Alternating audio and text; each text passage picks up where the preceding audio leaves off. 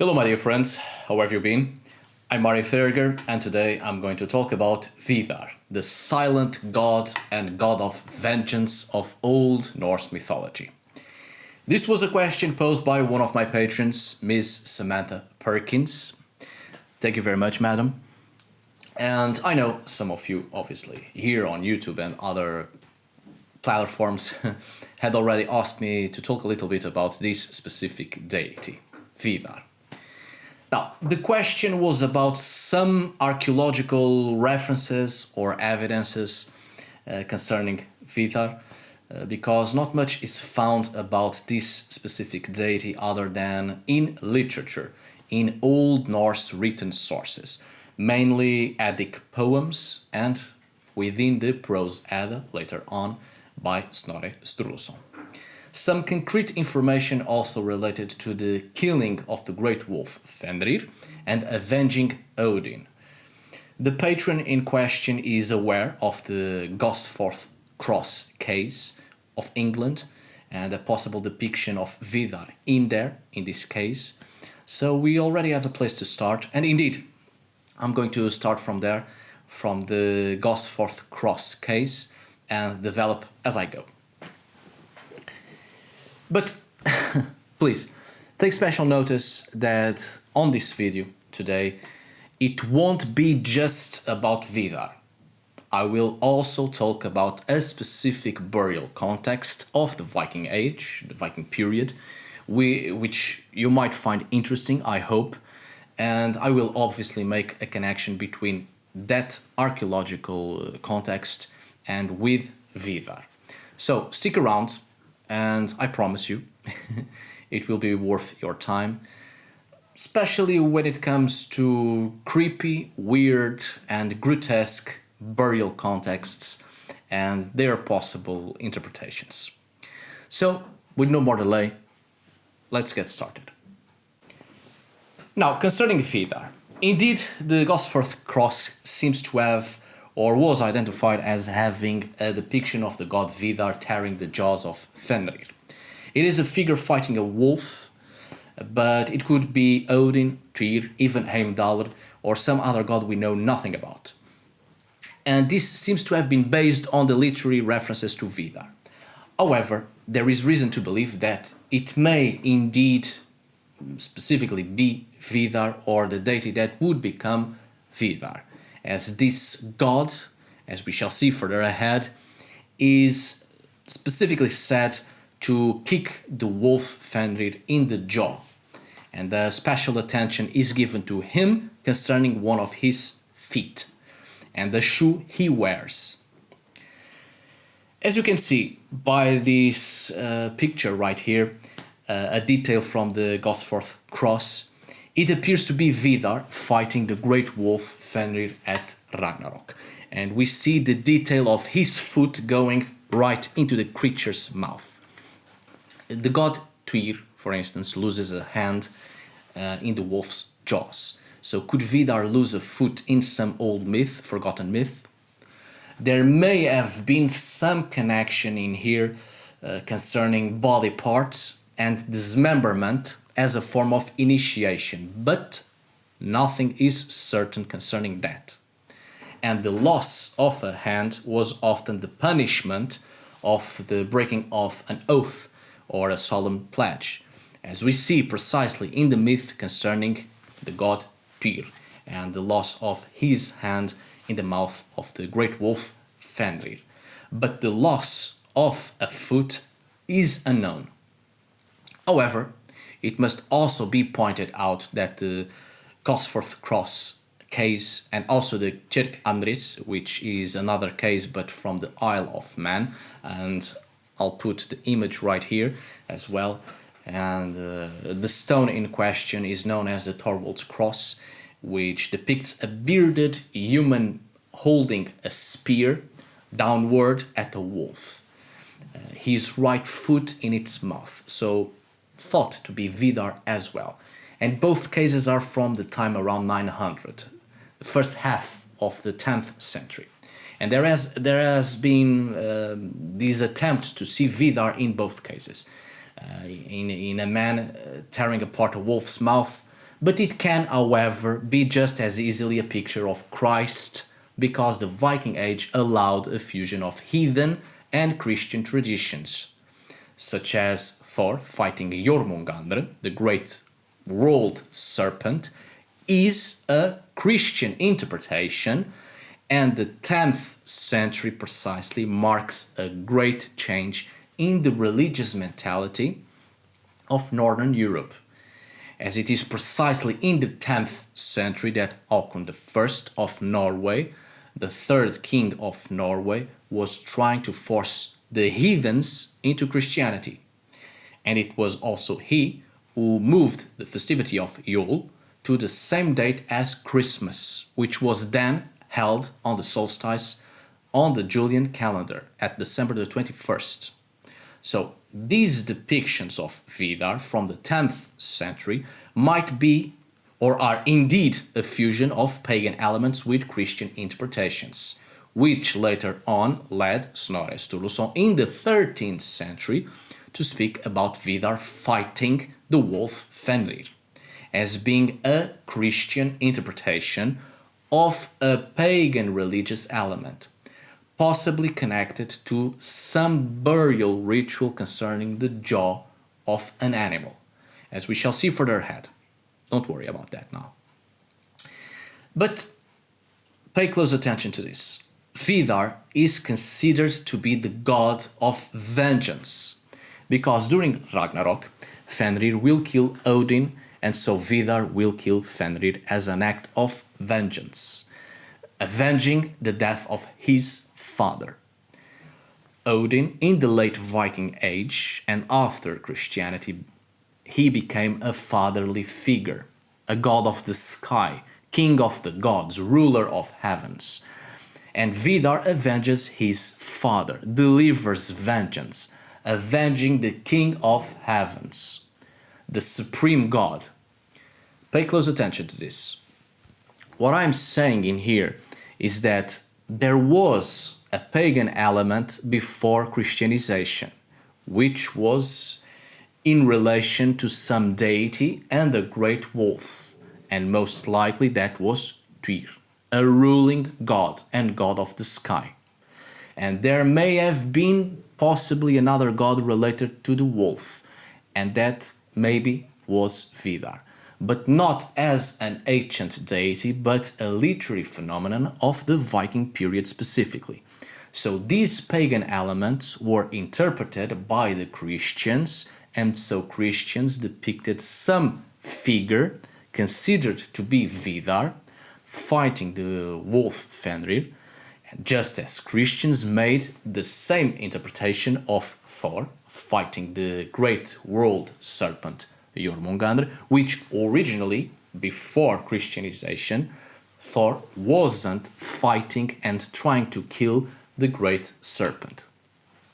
The likely scenario here was probably Christians picking the pagan myth of Tyr, a god of the sky and justice and a ruling god, losing his hand to the great wolf Fenrir, and they changed the name of Tyr and the god himself into Víðarr, which means the ruling one. Víðarr means the ruling one, and they gave this element of vengeance that did not exist before. As it is often said in the Christian scriptures, vengeance is the province of God and not of mortals. So indeed, these figures may not be Víðarr after all, but may be Christ or the Christian God himself, delivering vengeance against the wolf, which was an animal symbol that by Christian hands became associated with the devil. And Víðarr means the ruling one, as I said, he who rules, a figure connected to rulership, just like Tyr, and later on, just like the Christian interpretation of Odin. So this also creates a parallel with the Christian God as Father and King of Heavens, a figure related to kingship and rulers. So this Christian interpretation of the 10th century, creating a religious figure fighting the great wolf Fenrir, this specific interpretation was probably the origins of the creation of the literary character named Víðar, which later on in the 13th century in Iceland, when Catholicism was already the official religion of Iceland for at least 200 years, Snorri Sturluson, a Christian writing for Christians, reinforced the theme of Vidar fighting the wolf, Fenrir, based on the Christian interpretations of pagan elements 300 years before his own time. Vidar is not an ancient deity, but a new deity, a literary phenomenon of the Viking period specifically. Vidar appears during the late Viking period, but we shall talk more about this further ahead. Aside from what has been said already, there is little about Vidar that we know for sure. And when I usually say there is little information about something, I mean, well, compared to other gods and literary characters and even spirits, surprisingly, well, there isn't much about Vidar, but let's see. Also, do take in mind that the literary sources have a lot of gods, names of the gods, especially Old Norse, Icelandic literature or literary sources after Christianization. But not all the names of the gods were actually gods in the actual heathen past, the pagan past. There are gods that simply do not exist beyond the Old Norse written sources. So most likely they were not gods at all that have been really worshipped, but rather literary creations for a variety of purposes, including to explain social and religious behavior. There are gods that we find in the archaeological record, archaeological contexts, and there was a clear worship to them, and we find them in folk traditions as well, such as Odin, Thor, Freyr, Freya, Njordr, Ullr, Skadi. But other gods only exist in poems and stories, in written mythology. And Vidar seems indeed to be one of these cases, a god of the written sources used to explain certain religious and ritual phenomenon, and also being a Christian interpretation of certain pagan elements. So, as said before, the name Vidar in Old Norse is related to rulership, some specific person or entity ruling or in a ruling position or position of power, possibly the great wide ruling one. He is counted as one of the Aesir and mainly as a son of Odin, but as you know, every male god was counted at some point as the son of Odin in later sources, as Odin progressively became a fatherly figure, king of heavens, king of the gods. So every other god, male god, became related to Odin by a later religious explanation and parenthood relation. Now, Vidar plays the role of avenger, avenging Odin's death by killing the wolf Fenrir at Ragnarok. And surprisingly, it is Snorri Sturluson that also states that Vidar is the son of a giant named Gríðr, a female giant. Gríðr, which is Old Norse for greed, vehemence, violence, impetuosity. It is, or she's, the same giantess that gave the god Thor lodging on the journey to Grindagarð. She told Thor that the giant Gríðr was as cunning as a fox and difficult to deal with. So Gríðr lent him, to Thor, the powerful belt and iron gauntlets he is so famous for, and she also lent to him the wand called Gríðr Volur, literally the wand of Gríðr, the wand of this giantess, a special magical weapon. This giantess is one of the very few exceptional cases of a friendly entity of the giant kind, and even helps in the giant killing process by helping the most famous giant killer god, Thor. Now, it's curious, the name of the wand, Gríðr Volur, as Volur in Old Norse means wand, and it mainly occurs in Germanic religion as an attribute of seeresses, the prophetesses, who take their name from it, precisely from Vova, from Volur into Vova. So there's a certain connection here with prophecy, and this giantess Gridr, mother of Víðarr, in some other lost myth may have played a role of seeress and prophesied the event of Ragnarok concerning her son, thus preparing Víðarr for the role of vengeance. But nothing of the sort is truly known. However, this connection to Seidr as a divination art and placing the mother of Víðarr as a Volva, a prophetess, a seeress, may indicate an explanation in relation to a real heathen practice, as we find in graves of the Viking period the typical items of a Volva, which are the distaff and wands as utensils aiding in the performance of Seidr. So apparently Víðarr lives also in Víðarsland or Víði, and this deity belongs to the group of gods that will form the next generation in the new world after Ragnarok. And Snorre Sturluson called this god the silent god for unknown reasons, perhaps a literary embellishment or a poetic connotation for the silence of vengeance, as something seen as justice but out of the laws of the thing, the old thing, the assembly, and out of the justice normally administrated within the community and by civilized means.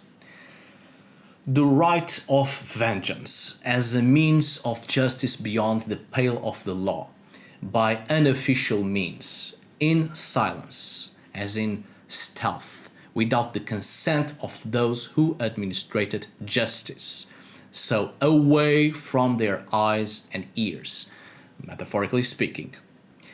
No explanation for this epithet is actually given, anyway, but the right of vengeance was a thing, so again Víðarr may also be representing in here a real characteristic of justice of the Viking period, apart from the official means of justice.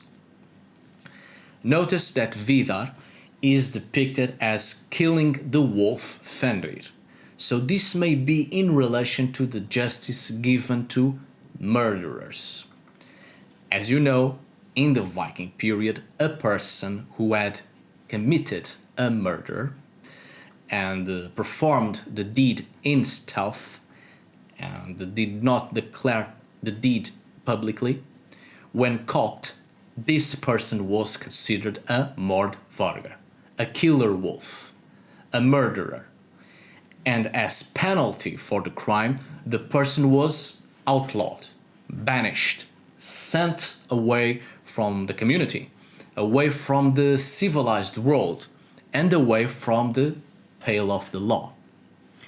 This means the person was no longer considered a citizen, no longer considered a human, no longer belonged to the civilized world, hence the reason why the person was labeled a wolf, a mordvargar, a killer wolf, a beast, an animal. Being outlawed means that the person was no longer under the protection of the law, under the protection of the justice of humanity. So being an animal, everyone could hunt down this person on sight. After all, the criminal, the outlaw, the murderer, was considered an animal. This is the right of vengeance. If the victim of the murderer had family, the family could have the right of vengeance as soon as the murderer was outlawed, banished. Beyond or away the protection of justice, the family could hunt down this murderer, this mordvargar, this killer wolf. They had the right of vengeance, and vengeance was silent. Silent, metaphorically speaking, as in away from the eyes and ears of the knowledge of those who administrated justice. This was justice beyond official means, or indeed justice by unofficial means. So Víðarr being related to silence and vengeance and killing the wolf, the great wolf Fenrir, may be yet another interpretation of real social activities of the Viking Age. The wolf representing the outlaw, the murderer, and Víðarr is the right of vengeance from the family of the victim. Víðarr in the myths is a very strong god, and there is a particular emphasis on his foot and the shoe he wears. And with such a shoe, he kicks the jaw of the great wolf Fenrir and takes the upper jaw in one hand and rips the mouth apart. The shoe is made of leather strips apparently, and as it says in the sources, and I quote, "Which men cut off their shoes at the front or at the heel. So, therefore, everybody or everyone who wants to help the Aesir should throw away their strips, their shoe strips." So, apparently, the shoe of Víðarr is made by or of leather strips from the shoes of mortal man. This may be a reference to some kind of offering given, perhaps old shoes or very good shoes and very new shoes as offerings to some deity or something of the sort. For instance, in the cult of Ullr, people would offer arm rings and bracelets, for instance, often related to cases of justice, as pledges or as in-tanks when a legal case went in favor of the person. But of leather strips and shoes, I know nothing under this specific cultural background, I must admit. And as far as I know, there's nothing in the archaeological record. This might be just recycling material and from old leather really well tied together, possibly new shoes were made. Recycling of material was very common actually in the past. However, the wolf jaw in particular is particularly interesting. There is one particular burial of the Viking Age of a woman whose lower jaw was taken and replaced by that of a pig. At first I thought it was the jaw of a fox, but after some research, obviously, I found out it was from a pig. Now, as you can see by this beautiful illustration in here, it is the burial of a wealthy woman buried with beautiful clothing showing her high social status in the Viking Age society, with brooches, beads, knife and scissors, etc. The head was taken off post-mortem, maybe, possibly, and the lower jaw was removed. And on her chest, the jaw of a pig was placed as a replacement for her removed jaw. Undoubtedly, there is a religious connection implicit in here and the use of a jaw. No one is certain why this specific burial was arranged like this and why was her jaw replaced and removed. However, I have a theory which places it directly in connection to the case of the jaw removal of the wolf Fenrir from the part of Víðarr. But before that, please, take in mind that this is a burial from Burka, Viking Age, between the 9th century and the late 10th century. Now, the Burka chambers, in general, were where the deceased were placed, took the form of small underground rooms in which the dead and the objects that accompanied them were arranged, often in combinations of great complexity. And these burials give us 100 different individual visions of the Viking Age society in miniature, in which the contents and disposition of each grave outlines the role played by the deceased in both the society of the living and the community of the dead.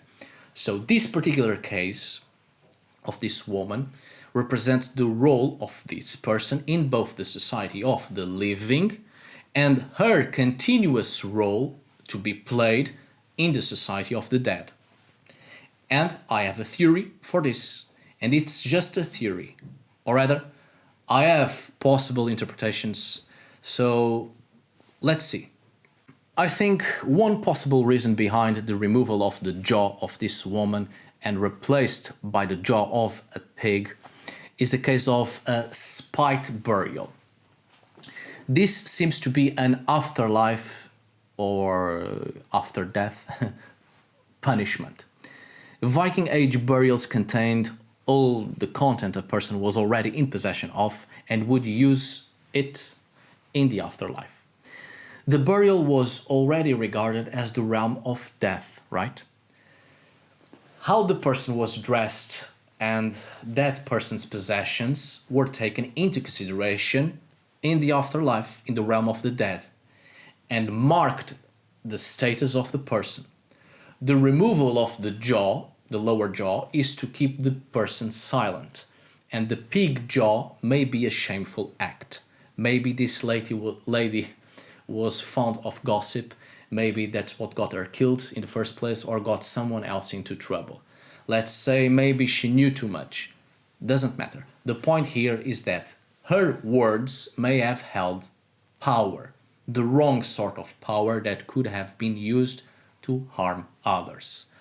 Her jaw was removed to keep her silent in death, in the realm of the dead, or perhaps as a form of showing in the afterlife her main attribute or flaw, and those of the other side in the realm of the dead would recognize her immediately for what she was.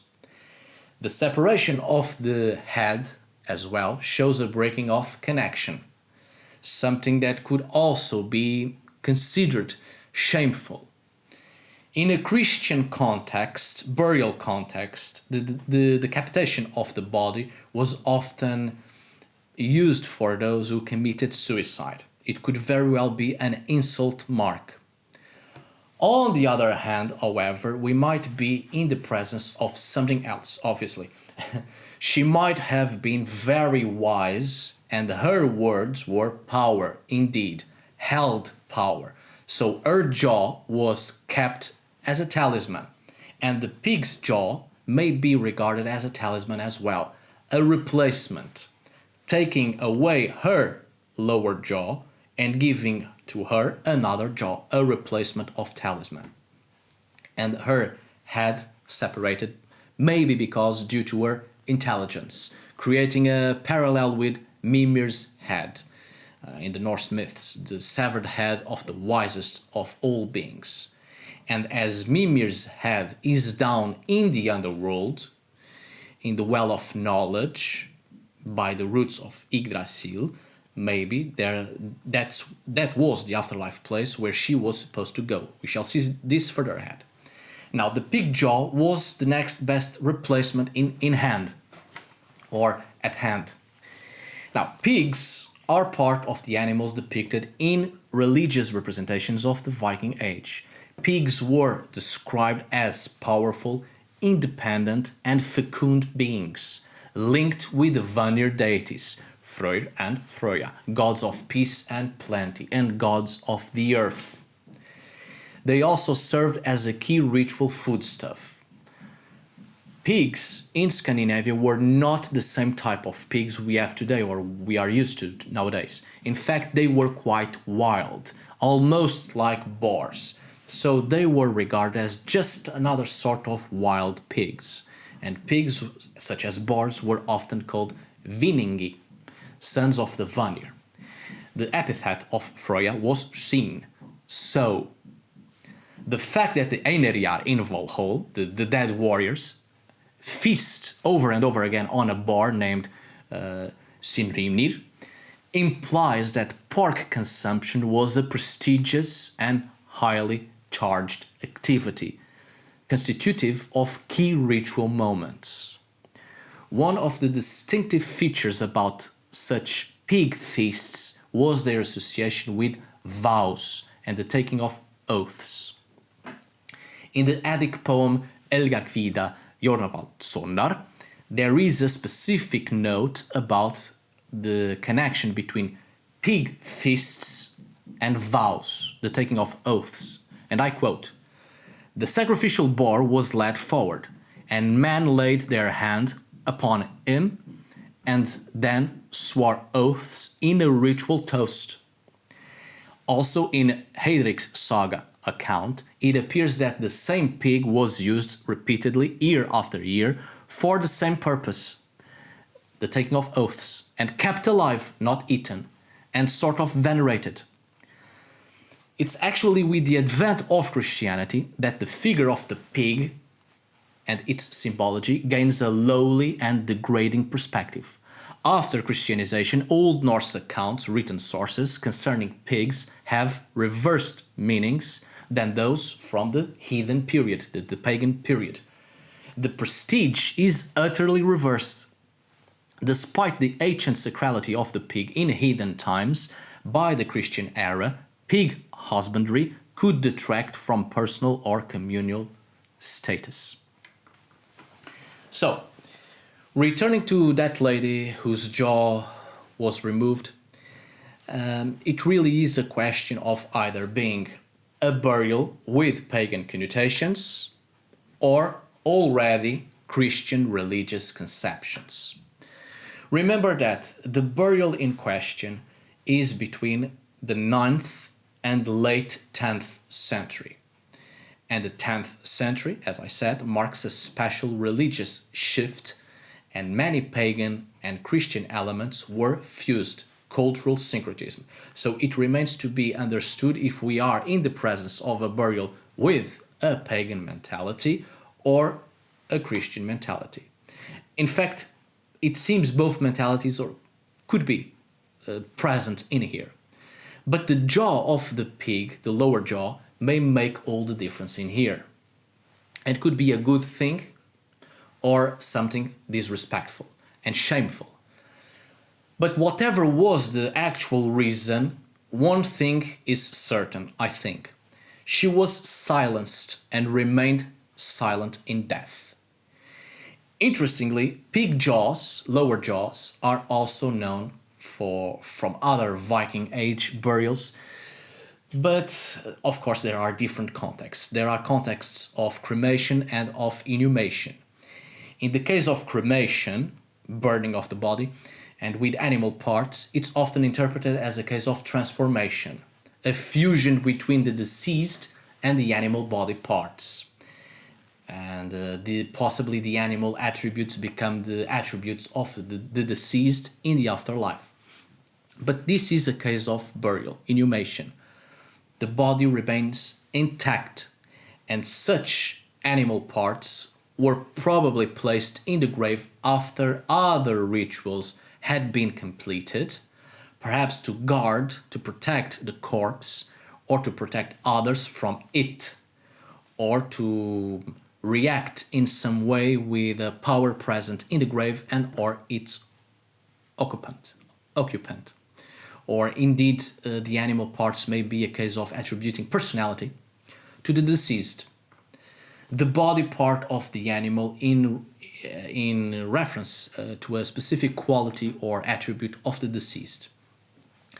It must be pointed out that we have parallels here, and purposely missing jaws also occur in Slavic and Anglo-Saxon cemeteries.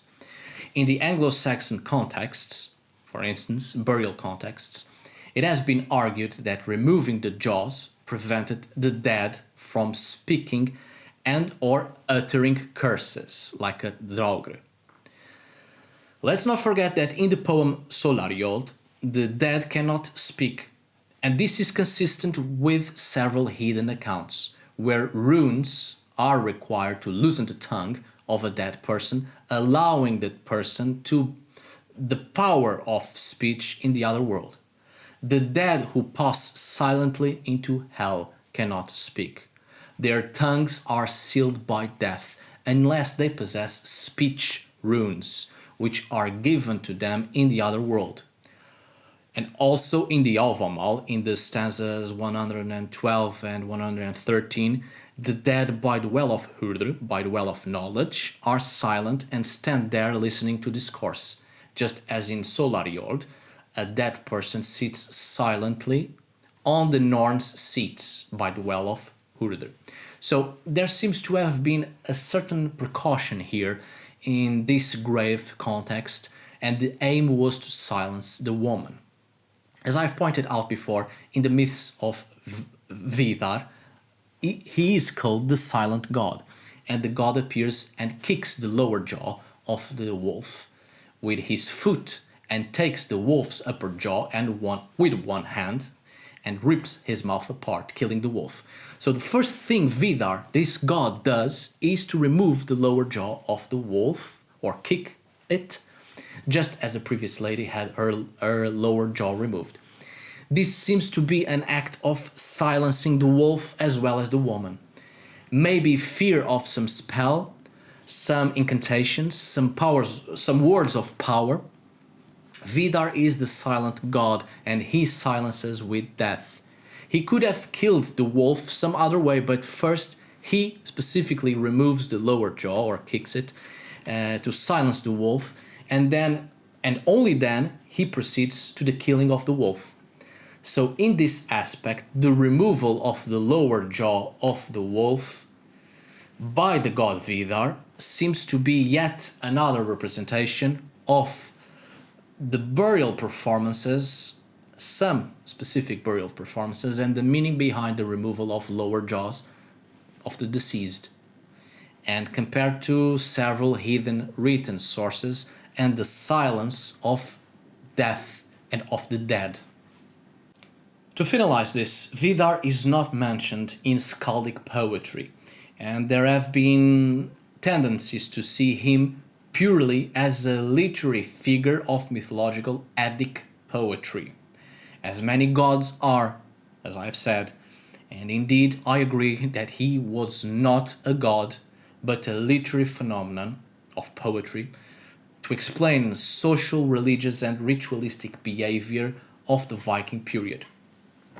This is not unknown in the Old Norse sources, written sources. In fact, the famous Ovamal, the sayings of the High One, contain loads of references to initiation processes and rituals and magical performances. So in this case, Víðarr may have been a means to represent several ritualistic processes we are not entirely sure about or familiar with, but we seem to have at least one of them, maybe concerning the lady whose jaw was removed. There are no indications of a cult ever existing connected to Víðarr, let alone worship. In fact, without a doubt, Víðarr is definitely not an ancient deity, but a phenomenon of literature, of Eddic poetry, specifically of the Viking period, which again reinforces the idea of being a means to represent ritual. It must be also pointed out, however, that there are only 2 place names from Norway, maybe containing some link to the name Víðarr, which is Virsu, maybe in connection to Vidar's Hof, Temple of Víðarr, and Visjö, possibly from Viðarskjálf, crag or pinnacle of Víðarr, a high place of Víðarr. However, this last one bears close resemblance to the afterlife place named Valoskjálf, which is in the sources isn't connected to any particular god, but only Snorre Sturluson mentions that Valoskjálf belongs to Odin, because he linked almost everything to Odin. In earlier sources, Valoskjálf isn't associated to any particular deity, but judging by the sources, it seems to have been a place of the afterlife belonging to Týr, as a sky god and governing in a high place. Týr had been a very important god, especially in continental Germanic territories, as Týr was. But his cult soon fell into forgetfulness in Scandinavia as soon as Týr was replaced by Odin and by Thor. So this last place may have been a cult place, a temple dedicated to Tyr, until Tyr was replaced, and as said before in the beginning of this video, the pagan element connecting Tyr with the wolf was replaced by Víðarr, quite possibly. So it may have been indeed a place of religious transition and a place with Christian religious elements overlapping the former pagan elements. Anyway, these two cases, these two place names, I think it's pushing a little bit too far a connection with Víðarr, as indeed Víðarr wasn't an actual god to whom people had some sort of religious action towards the god. But if these place names in question for some reason are indeed derived from Víðarr, well, obviously this would suggest that Víðarr was featured in pagan Norse religious practice and that he wasn't, after all, just a literary figure. However, these two place names are highly questionable, very dubious indeed, but it is possible that it may have occurred that these two place names are from Víðarr or dedicated to Víðarr somehow, precisely due to the literary sources about this character. These place names having appeared precisely in later heathen period, in the Christian era. As I have said, Víðarr is definitely not an ancient deity, so the Christian interpretation of Víðarr may have given origins to these two place names dedicated to him in his honor from the part of Christians, as a form of replacing whatever deity was worshipped in there during the heathen period. Alright, my dear friends, I hope you have enjoyed this video. Thank you so much for watching. See you on the next video, and as always, tack för idag.